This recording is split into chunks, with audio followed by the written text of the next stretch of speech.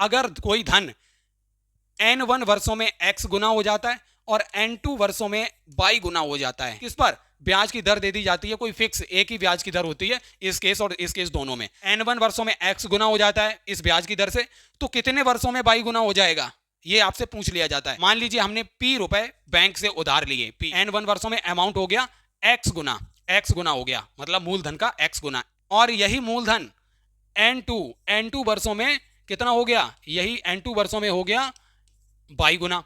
तो यहां पर दोस्तों दो कंडीशन बनेंगी, एक ये और दूसरी ये वाली। अब हम दोनों को हल करेंगे।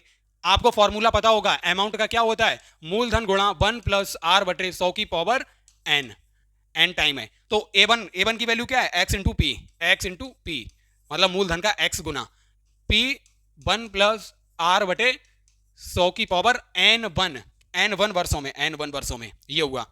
तो आप देखिए p से p कैंसिल हो गया, x यहां देखिए n1 है, अगर इस पावर को इधर भेजेंगे x के ऊपर तो 1 अपॉन n1 हो जाएगा, x की पावर 1 अपॉन n1 बराबर 1 प्लस r बटे 100।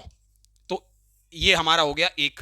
अब देखिए दूसरी कंडीशन ये वाली जो है, यहां पर देखिए कितने गुना हो रहा है अमाउंट, y गुना हो रहा है, y गुणा p बराबर मूलधन गुणा 1 प्लस r बटे 100 की पावर n2, कितने वर्षों में, n2 वर्षों में।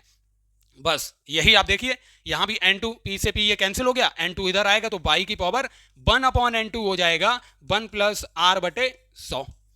अब वो दोस्तों बताइए 1 प्लस r बटे 100 की वैल्यू y की पावर 1 अपॉन n2 है, 1 प्लस r अपॉन 100 की वैल्यू x की पावर 1 अपॉन n1 है, तो हम इन दोनों को बराबर रख सकते हैं ना।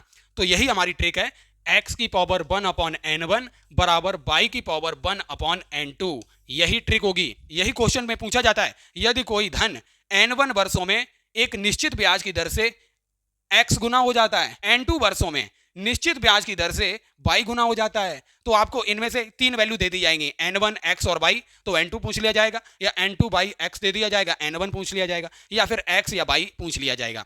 ये आपको मेथड पता होना चाहिए, x की पावर 1 अपॉन n1 बराबर y की पावर 1 अपॉन n2, इस तरीके से निकल के आता है। यही शॉर्ट ट्रिक है। अब आइए हम इसको एग्जाम्पल से समझाते हैं। यदि चक्रवृद्धि ब्याज पर एक निश्चित राशि 5 वर्ष में दोगुनी हो जाती है, तो समान ब्याज दर पर कितने वर्षों में यह 16 गुना हो जाएगी। अब देखिए t कितना दिया गया था, 5 वर्ष, अर्थात ये n1 था, कितनी हो जाती है, x की वैल्यू क्या दी है, दोगुनी हो जाती है, दोगुनी।